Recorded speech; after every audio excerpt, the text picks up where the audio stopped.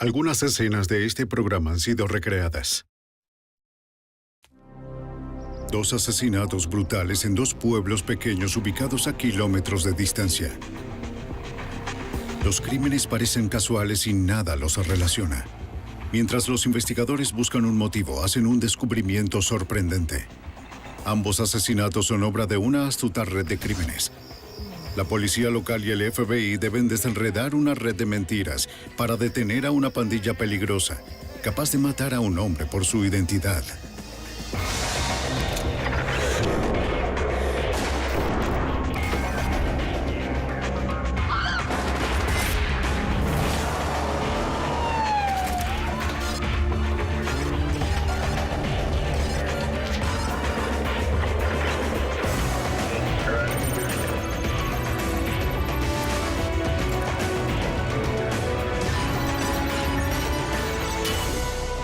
Los archivos del FBI.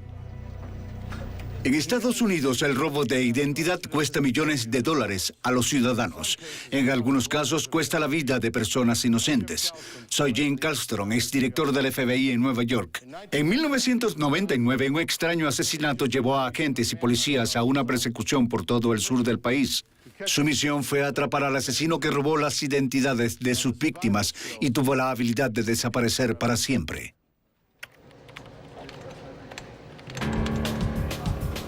Identidad robada.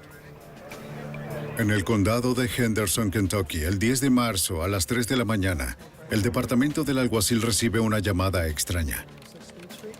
Un hombre informa que un extraño está afuera de su casa.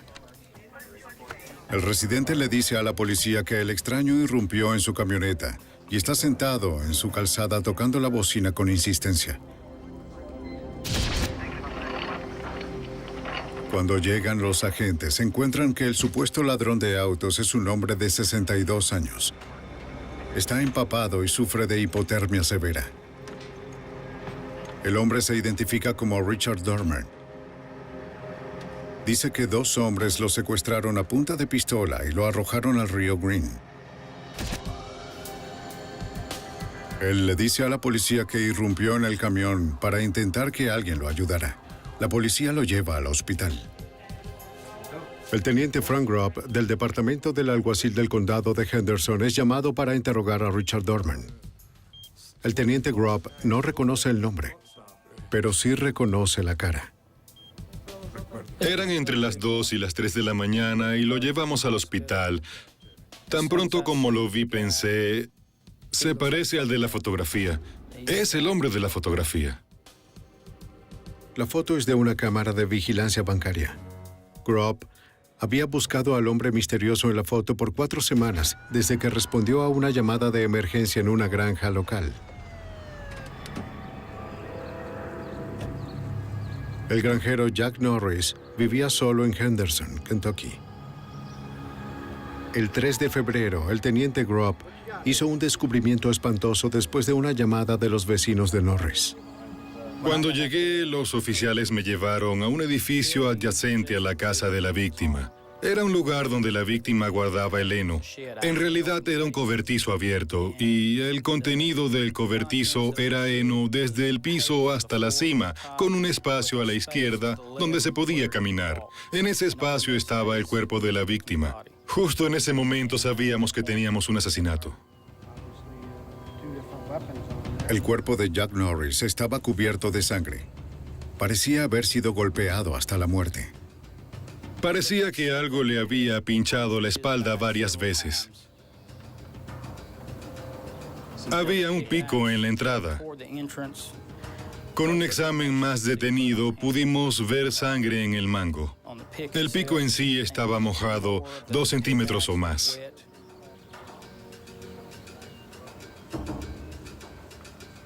Hay sangre por Los acá. agentes siguieron buscando en la zona. Vamos por esta zona.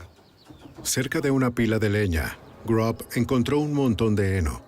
Debajo había manchas de sangre seca. Con una inspección más cercana pude ver sangre salpicada en la madera que estaba ahí. Lo que me indicó que ese era el verdadero punto de impacto. Esa era la escena del crimen, justo ahí. Rob encontró un poste de hierro pesado al lado de la pila de madera. Había sangre en él. Para sostener un objeto tan pesado y golpear a un hombre en la cabeza de esa manera, todo indica que la persona que usó esta arma estaba enojada y es muy agresiva. Lo hizo con fuerza y con un propósito. Los investigadores buscan pistas en la casa de la víctima. Esperaban encontrar algo que le diera sentido a este crimen ilógico. No hay dudas que tuvieron tiempo. La casa de Norris fue registrada. Se abrieron y revisaron cajones y armarios. Quien quiera que fuera, se tomó su tiempo. O bien se tomaron su tiempo, o hubo más de un individuo haciendo dos cosas al mismo tiempo. Aunque el asesino destrozó la habitación, nada de valor parecía faltar. De hecho, la billetera de la víctima fue encontrada en su bolsillo. Una de las cosas que nos sorprendió fue que los calendarios aún estaban en el domingo 31 de enero, no fueron cambiados al 1 de febrero. Entonces, supimos que el asesinato ocurrió el lunes por la mañana.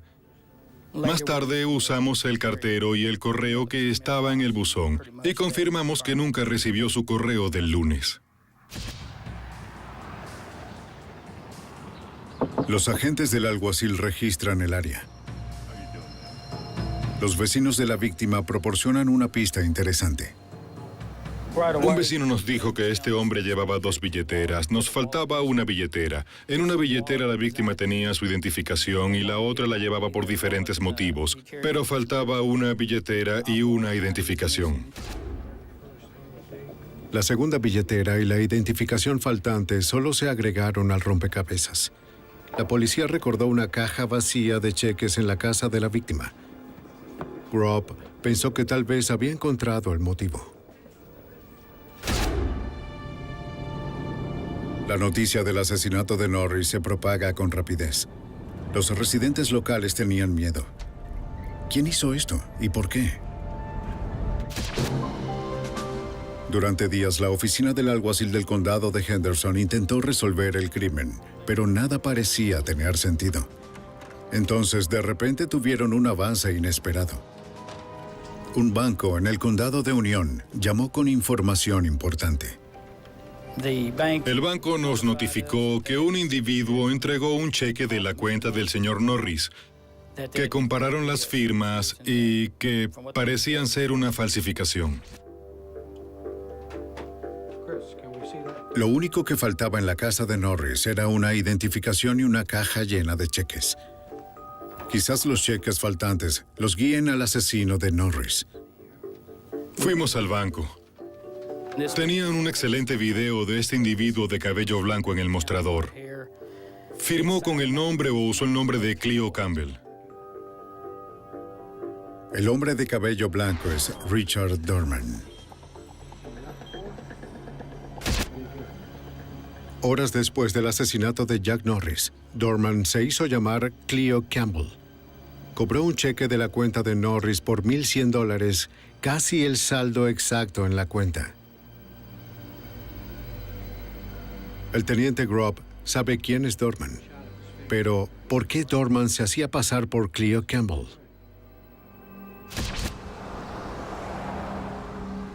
Después del robo de Norris, cuando Grob obtuvo la foto, comenzó a buscar a Campbell.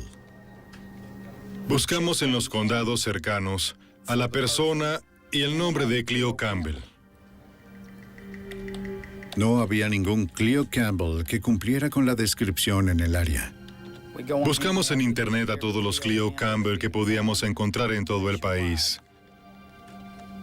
Si encontraba un Cleo Campbell en un estado en particular, me ponía en contacto con las comisarías. Luego me llamaban uno después del otro diciendo que no era el sujeto. Los investigadores buscaron al huidizo Cleo Campbell durante semanas, pero no encontraron nada.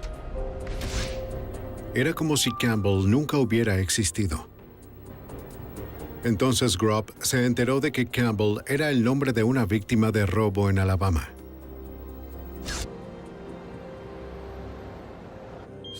El misterio que rodeaba a Richard Dorman se profundizaba. El teniente Grob Tenía muchas cosas que preguntarle a Dorman.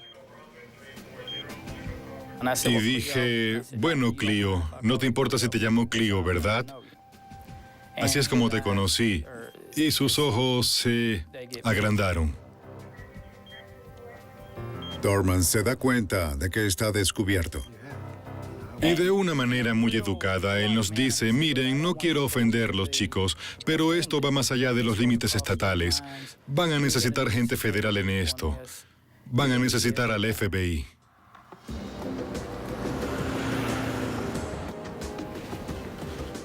El teniente Grob llama al FBI. El agente especial Paul Pape llega para entrevistar a Richard Dorman. Dorman cuenta una historia increíble. Le dice a la gente que aceptó encontrarse con un hombre llamado Charlie Stewart en una parada de camiones en Clarkville, Tennessee. Charlie Stewart, según Dorman, fue el cabecilla de este grupo que robó y cobró cheques y asumió las identidades de otras personas. Él dijo que era el cobrador de cheques. Charlie le proporcionó a Dorman una identificación falsa y el cheque de Norris. Un día antes de su secuestro, le dijeron a Dorman que había un problema y que Charlie quería hablar con él al respecto. Agente especial Paul Pape. Mientras esperaba a Stewart, un joven se acercó a su auto y le dijo, ¿eres Richard Dorman? Dice, sí, soy yo. ¿Por qué lo preguntas? Y en ese momento, el joven se lanzó hacia Dorman y forcejearon. Tenía una pistola paralizadora en la mano e intentaba aturdirlo. Un hombre mayor se acercó al auto de Dorman. Dorman tenía un arma, una pequeña Derringer. Le apuntó directo a Dorman.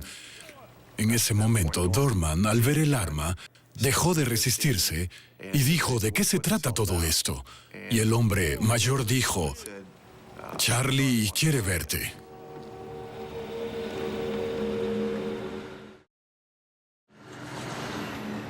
Dorman y los dos hombres conducen hacia el norte hasta llegar al río Green en Kentucky.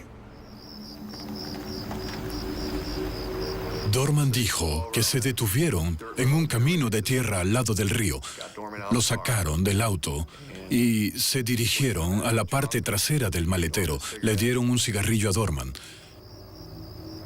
El hombre mayor le dijo a Dorman, te llevaremos a ver a Charlie, pero necesitamos que te metas en el maletero. ¡En el maletero! ¡En el maletero! Dorman no tenía opción. Los dos hombres exigieron su billetera. ¡Déjenme salir de aquí! ¿Qué están haciendo?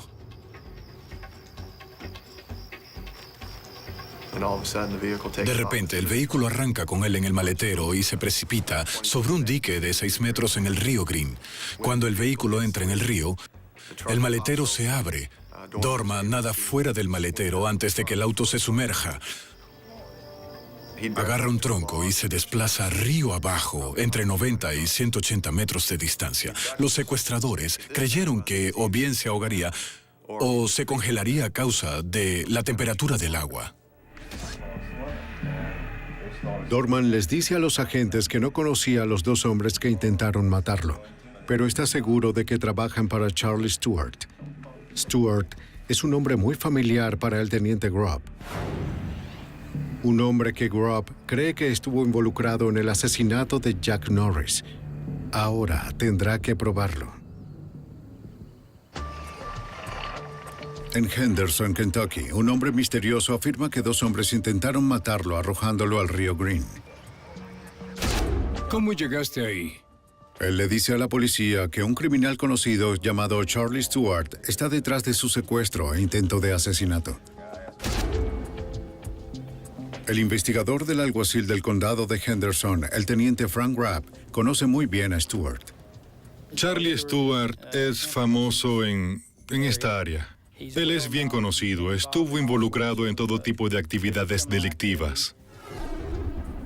Charles Stewart es sospechoso del asesinato de un granjero en Kentucky y Stewart también es buscado en relación con un homicidio en Alabama.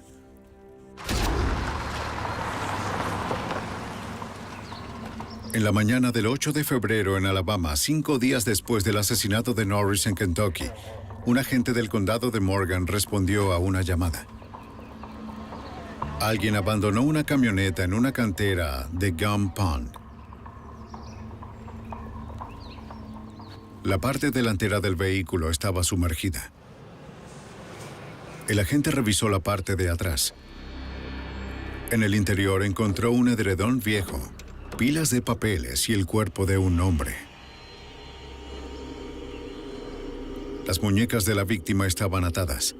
Su cara estaba cubierta con cinta adhesiva. En la cantera. Él no estaba respirando, no podías ver ningún movimiento en el pecho en absoluto. Era obvio que él estaba muerto. Alguacil.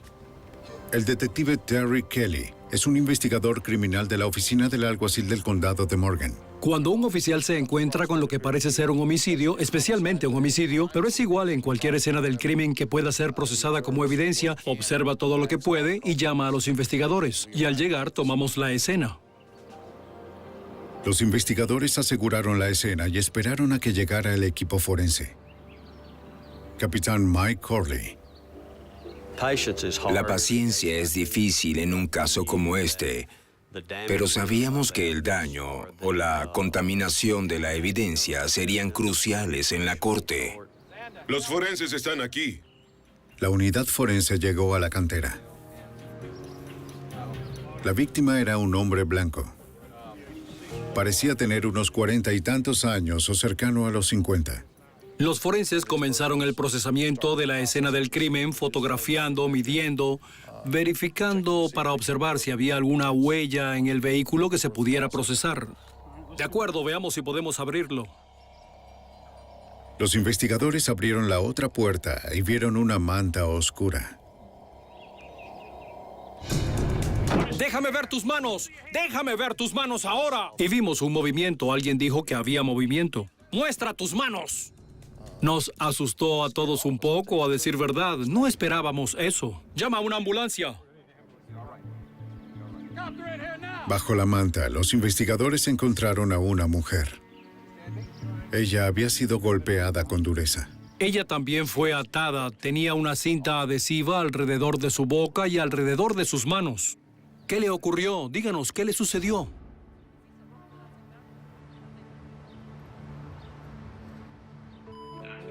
Estaba molesto. Parecía que La policía interrogó a la única sobreviviente, Florence Nichols. fue por mucho tiempo. Ella les contó lo que pasó. Florence y su hijo James acababan de llegar a casa de un mercadillo. Él era un hombre de negocios. Tenía una pequeña tienda de intercambio de armas, guitarras e instrumentos musicales de todo tipo. Vivía con Eva y casi siempre estaban en esa comunidad. Unos minutos después llamaron a la puerta. Era un joven que preguntaba direcciones. Entró a la casa a la fuerza. Y entonces la atacó.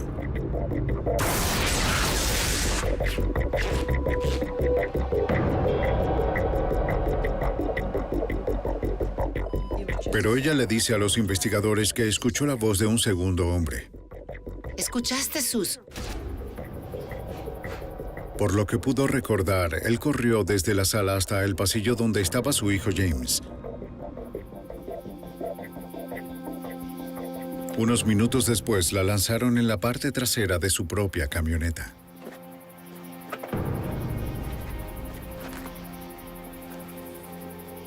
Algo muy pesado fue arrojado encima de ella. Era el cuerpo de su hijo.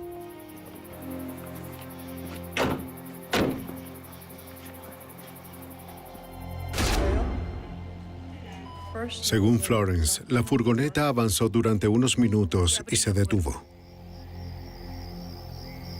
Ella había estado en la camioneta probablemente durante 14 o 16 horas, según lo que pudimos reconstruir. Todo el tiempo con su hijo muerto encima y temiendo por su vida. Tuvo que ser horrible. Me sorprende que sobreviviera. Ella sabía que en el fondo estas personas tenían la intención de matarla. Creo que ella no tenía duda en su mente. Florence describió a sus atacantes. El hombre que llegó a la puerta era un joven adolescente, tenía poco más de 20 años. Ella no pudo ver al otro. No tenía idea de por qué alguien querría lastimarla a ella o a su hijo.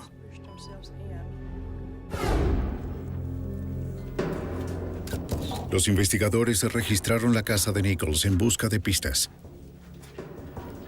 Nada parecía faltar. Tenía una colección grande de armas. Había muchos cuchillos de colección. Quedaban muchas cosas que eran buenos artículos para robar. Mira eso. No parece ser un robo. Si no es un robo, ¿por qué matarían a alguien? ¿Cuál fue el motivo? ¿Qué está pasando? Era un caso muy extraño al principio.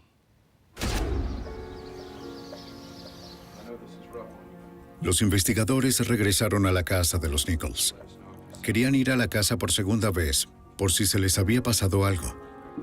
Esta vez Florence Nichols les dijo que al revisar con cuidado sus pertenencias, descubrió que faltaban algunos artículos, algunas armas coleccionables, algunos cuchillos, unos $200 en efectivo y la chequera de su hijo. Esos cheques aparecerán falsificados y cobrados en otro lugar. Eso podría llevarnos de vuelta al perpetrador, por lo que, en cierto modo, es una buena noticia que faltara el talonario de cheques.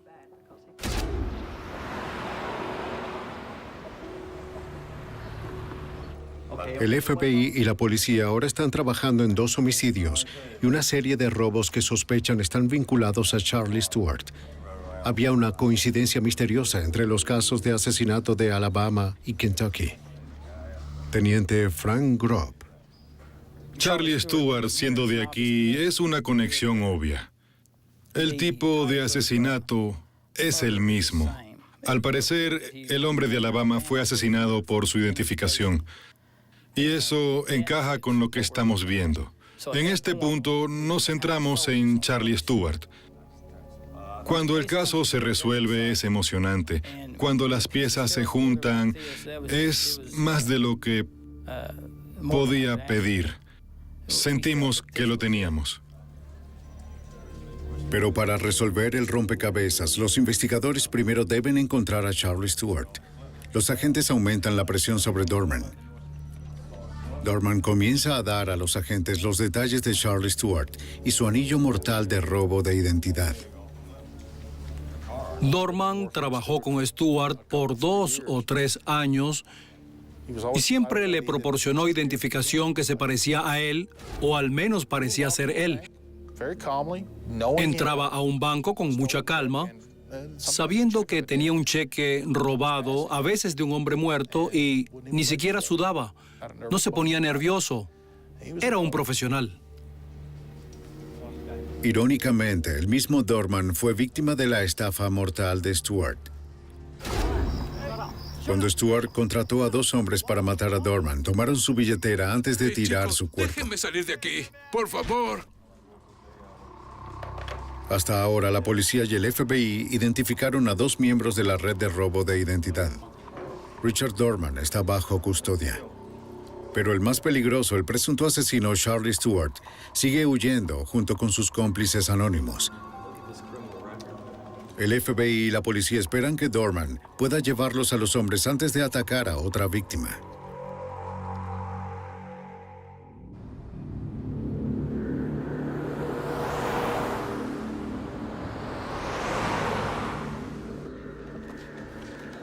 El FBI y la policía de Alabama y Kentucky están trabajando en 2 investigaciones de homicidios que creen que fueron diseñadas por el mismo hombre, Charlie Stewart. En Alabama, un hombre fue encontrado dentro de una camioneta en una cantera, asesinado y junto a su madre golpeada.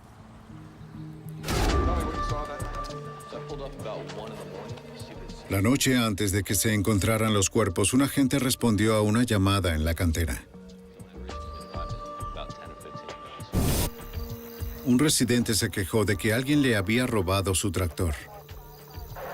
Cuando el agente llegó por primera vez para ver el área, vio un Pontiac Grand Prix 1977. El capó del vehículo estaba caliente, pero el conductor se había ido. El agente tomó los números de la matrícula y buscó al conductor. Pero cuando regresó el Grand Prix, ya no estaba. El Grand Prix se estacionó a 150 metros de donde se encontró la furgoneta a la mañana siguiente. Capitán Mike Corley. Era demasiado obvio para no estar relacionado. El Grand Prix gris era ahora la mejor pista de los investigadores. El investigador Terry Kelly. Se decidió activar lo que llamamos bolo, una alerta sobre este vehículo, este Pontiac, así que fue transmitido por radio a la policía local. A los medios de noticias les gusta tener escáneres. Lo detectaron, por supuesto, nos consultaron y respondimos, les avisamos que sí. Estábamos buscando este vehículo. Era un vehículo de interés para un caso de homicidio. Solo queríamos hablar con las personas que estaban en él, ver si vieron o escucharon algo inusual en esa área esa noche. Tuvimos varias llamadas telefónicas, varios avisos. Llegaron las pistas, pero ninguna resultó ser del auto que buscaban. Apreciamos que viniera, señor. Unos días después, un hombre local contactó a la oficina del alguacil del condado de Morgan con una pista prometedora. Les dijo a los agentes que deberían investigar a un hombre llamado Larry Butler, dueño de un Grand Prix. Según el hombre, Butler salió de la ciudad en una motocicleta en la época del asesinato de James Nichols. El Grand Prix no se veía desde entonces. El 77 desapareció.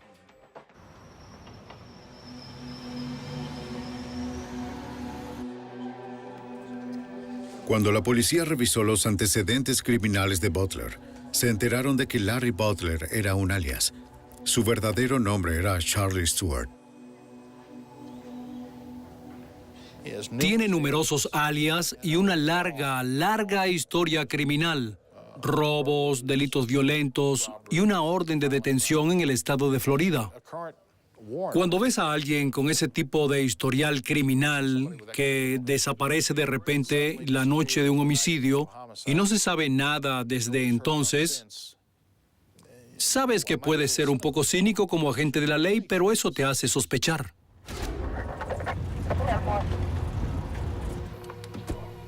El teniente Chuck Sanda, de la oficina del alguacil del condado de Morgan, hace varias visitas a la casa de Stewart, un remolque en un área aislada. La esposa de Stewart siempre le dice que ella no tiene idea de dónde está. ¿Recuerda cuándo fue la última vez que lo vio? Los investigadores también le preguntaron a los vecinos de Stewart. Recibimos noticias de que Charlie Stewart había acudido a uno de sus vecinos y quería que él cobrara un cheque de la cuenta de un hombre muerto. Por supuesto que eso nos alertó. Le tenía mucho miedo a Stewart. ¿Por qué no viniste antes? Estaba convencido de que Stewart incendiaría su remolque y esperaría hasta que saliera para dispararle. Esas fueron sus palabras. Ese es el tipo de persona que pensó que era Stewart. Y esa es la razón. El vecino también le dice a los investigadores que el día anterior al asesinato de Nichols, vio a Stewart en un Grand Prix con otros dos hombres. Por desgracia, no pudo ver bien a los hombres con Stewart. Agentes y policías llegaron a otro callejón sin salida.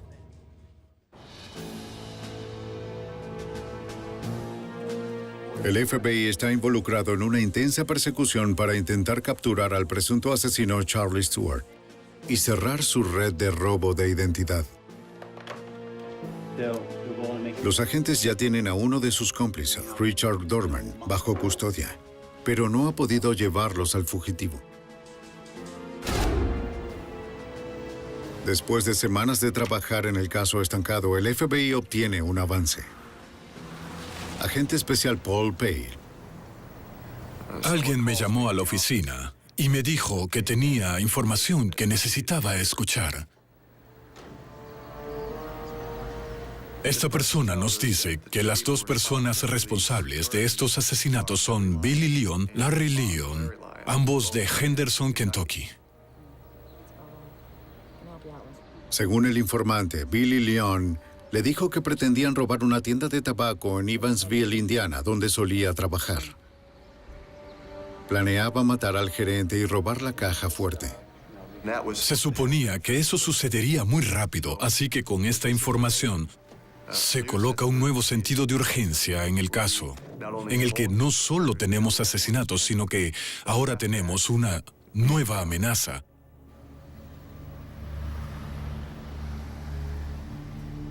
Teniente Frank Gropp, de la oficina del alguacil del condado de Henderson en Kentucky. ¿Has visto alguno de ellos? El agente Paul Pape y yo, junto con la policía de la ciudad, creamos un conjunto de fotografías que constaba de 6 o más fotografías de personas similares. Personas que se parecían y se la mostramos a Dorman. Dorman reconoce con rapidez a Larry Leon y su hijo Billy Leon, de 18 años, de la matriz fotográfica.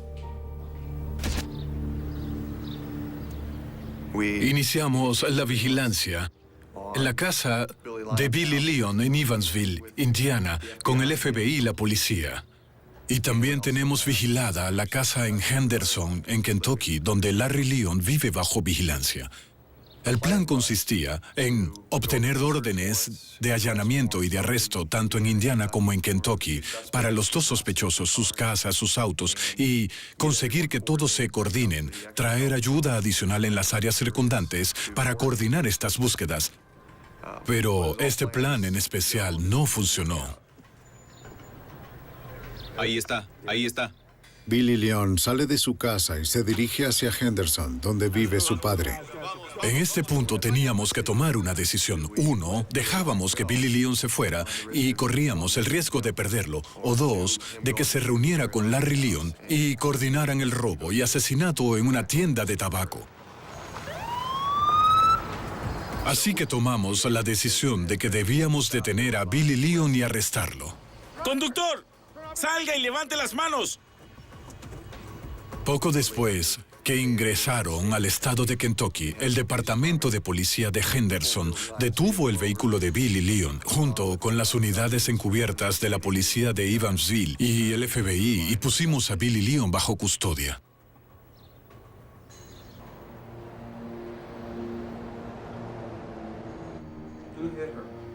Los agentes interrogan a Billy Leon en la estación de policía de Evansville. Se podía decir por su actitud que sabía que lo habíamos descubierto. Era obvio que estaba preocupado por hablar con nosotros.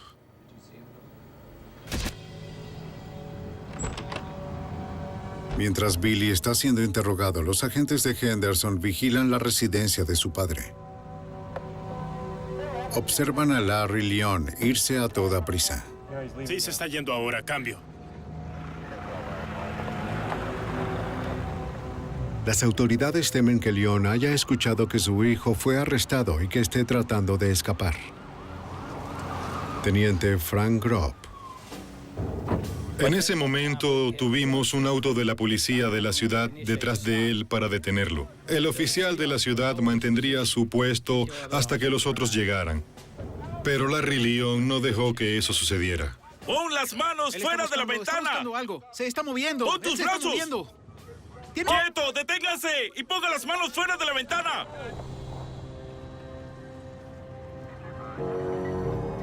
Larry Leon es llevado a un hospital en Evansville, donde muere a causa de una herida de bala autoinfligida.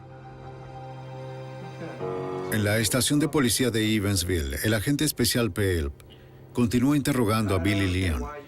No sé bien por qué, simplemente pensé que si le decía que su padre se acababa de suicidar, ese sería el final de la entrevista, de manera comprensible. Así que no le conté sobre su padre en ese momento. Continué con el interrogatorio. Al principio fue casi como arrancarle los dientes para que dijera algo. Y realmente se abrió cuando le dije que sabía que Charlie Stewart estaba detrás de esto y que él era el responsable, al menos en parte, al decirle a Larry que debía seguir adelante y cometer esos asesinatos. Y lo primero que dijo Billy fue que Charlie era un psicópata y procedió a contarnos sobre el asesinato de Jack Norris y el asesinato de Nichols en Alabama y del secuestro de Dorman y de cómo lo lanzaron en el río. Él culpó de todo a Stewart. Dijo que Stewart fue quien les ordenó que hicieran eso. Billy Leon le dice al agente especial Pape que Stewart será imposible de atrapar. Es listo. Él sabe cómo sobrevivir en el desierto y es muy peligroso.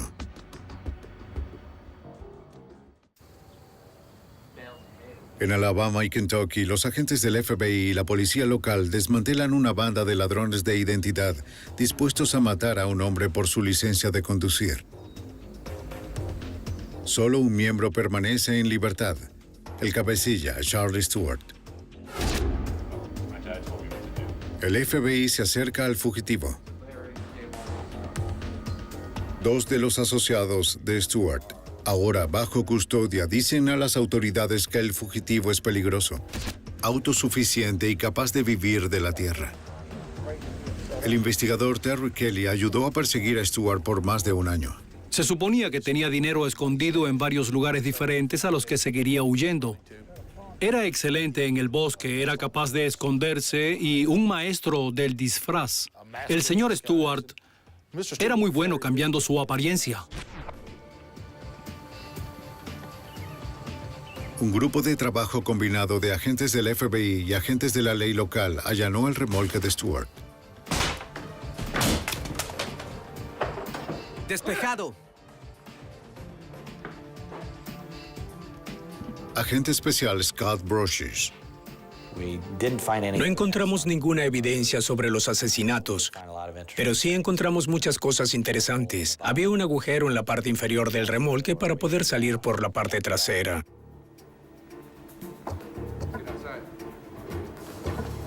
Encontramos una camioneta escondida en los arbustos que ni siquiera vimos cuando llegamos por primera vez. Además, tenía como un cable de teléfono con el que podría tener comunicaciones de vuelta a su casa remolque. Despejado. Despejado, despejado. Dentro de la camioneta, los agentes encuentran 20 armas y municiones. Lo tiene todo. Pudo usarlo como un búnker y mantener a la gente alejada durante mucho tiempo. Así que sabíamos que no iba a ser fácil de atrapar y si lo encontrábamos, sabíamos que habría una batalla. Tenemos una camioneta llena de armas y municiones. Al parecer, Stewart se preparó para este momento durante mucho tiempo. Y ahora se había ido. ¿No hay señales de él? Básicamente mi trabajo ahora que Stewart vivía en mi área era tratar de encontrar a Charlie Stewart. A pesar de que Stewart parecía ser un individuo despiadado, sí valoraba a su familia.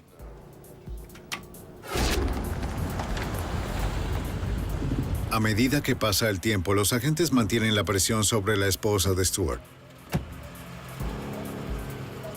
Ella sigue afirmando que su marido no la ha contactado. Nuestras fuentes nos decían que su esposa le tenía mucho miedo. Aunque ya sabes, ella lo protegía, pero también le tenía miedo.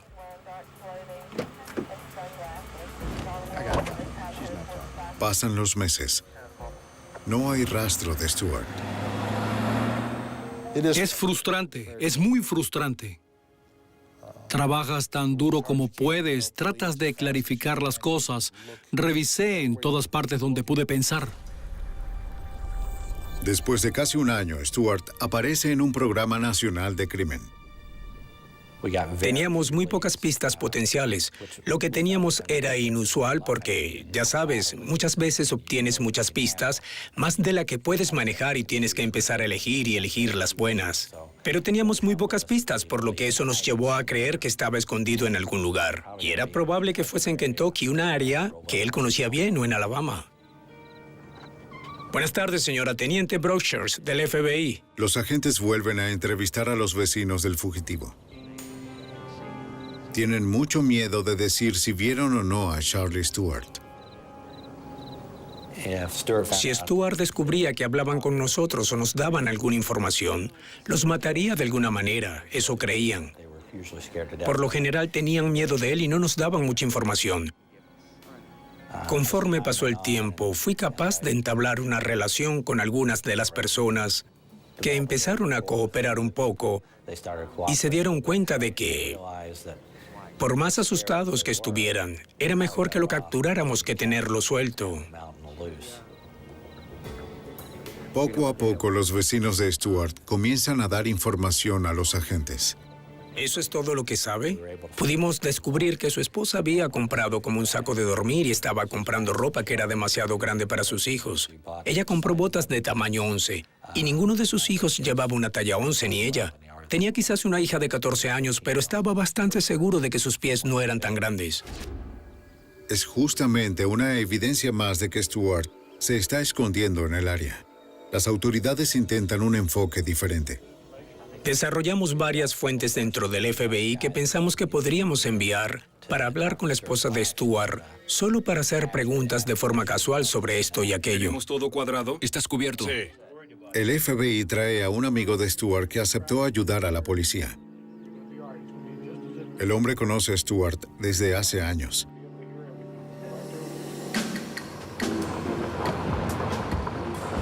Acepta usar un micrófono para que los agentes puedan escuchar su conversación con la esposa de Stuart. En este punto estábamos sentados en el borde de nuestros asientos, muy seguros de que era probable que él estuviera ahí. El cooperador se acerca al remolque. La fuente entró. No había nadie allí. Golpeó la puerta. No vio a nadie y tuvo que caminar por el camino de tierra para regresar a su auto. Después, cuando entra en su auto, mira por el espejo retrovisor y cree ver a alguien en el remolque. Y pensó que era Charlie Stuart. Miró a su alrededor y no volvió a ver a la persona. Nos decía, estoy seguro de haber visto a Stuart en el remolque. Dijo, acabo de echar un vistazo y cuando me di la vuelta no estaba, pero estoy casi seguro de que lo vi ahí. Agente especial Paul Pape. ¿Quién sabe qué podría pasar o con qué estaría armado en ese momento? Y hubiera sido una ruleta rusa lanzarnos tratando de detenerlo. No queríamos correr por el bosque para tratar de encontrar al tipo. Tienes que ser tú el que atrape al zorro. Los agentes y la policía deben idear un plan para atrapar al fugitivo peligroso. El fugitivo Charlie Stuart es buscado por fraude bancario, secuestro, asesinato a sueldo y homicidio. Las autoridades del FBI de Alabama creen que se está escondiendo en los densos bosques detrás de su casa. Agente especial Scott Brochers. Empezamos a armar la teoría de que estaba bien. Estaba viviendo en el bosque, en una tienda o en una de esas pequeñas cuevas. Quizás regresa después de que el sol se pone y pasa la noche con la familia. Antes de que salga el sol, regresa al bosque. Salí con 3 o 4 de los chicos de nuestra oficina y caminamos por el bosque como si fuéramos solo cazadores. Cuando los agentes encuentran evidencia de que Stuart está escondido en el bosque, Chuck Sanda y Terry Kelly, de la oficina del alguacil del condado de Morgan, traen una unidad canina para localizar a Stuart. Había buscado a Charlie Stuart por más de un año. Dediqué muchas horas a ello y nada nos estaba realmente llevando a encontrarlo. Así que no era muy optimista o es probable que me hubiera llevado más gente conmigo. No lejos del remolque, los perros recogen un olor. Detective Terry Kelly. Los perros siguen una buena pista. La siguen rápido y con fuerza, casi de inmediato, y la persecución comenzó. Los perros nos llevaron con rapidez a un árbol y estaban ladrando, lo cual nos asustó un poco al pensar que podría estar encima del árbol y vimos una trampa de ciervos. La trampa de ciervos estaba vacía. Pero los agentes no estaban lejos de Stuart.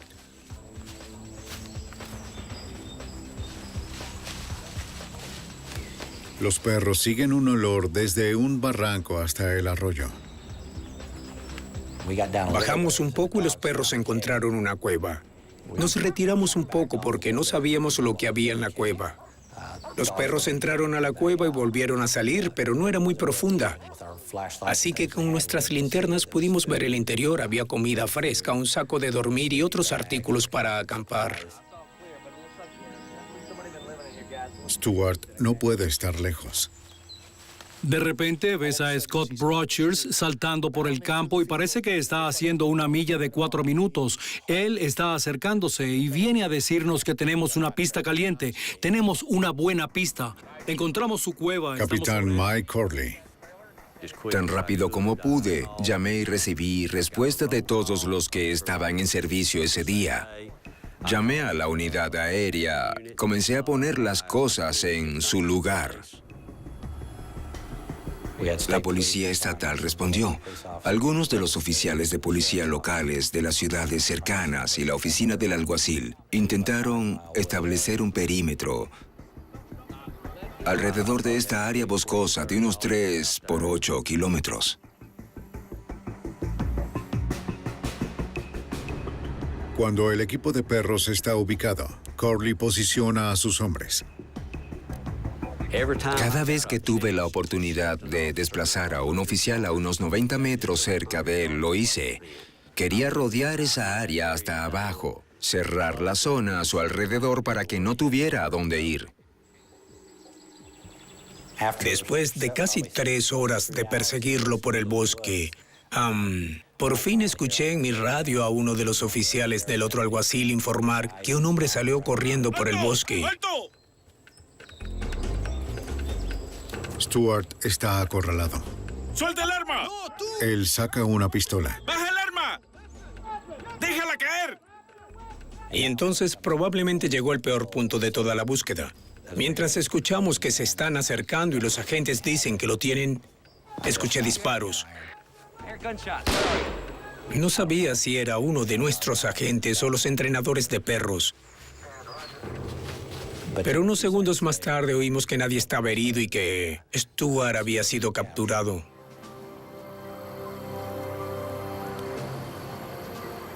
La persecución terminó. Una larga persecución terminó.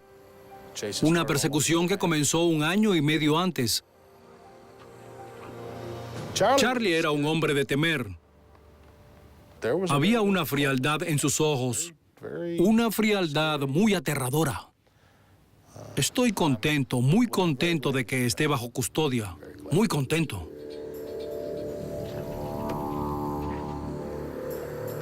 En enero de 2002, Stewart y su pandilla fueron juzgados y declarados culpables de fraude bancario, secuestro y asesinato. Richard Dorman recibe una sentencia de por vida por su papel en los crímenes. Billy Leon también es condenado a cadena perpetua. Charlie Louis Stewart es condenado por todos los cargos. Lo condenan a cadena perpetua sin posibilidad de libertad condicional. Las autoridades creen que Charlie Stewart fue el autor intelectual de toda la operación. Ordenó a Larry y Billy Leon robar a Jack Norris y James Nichols.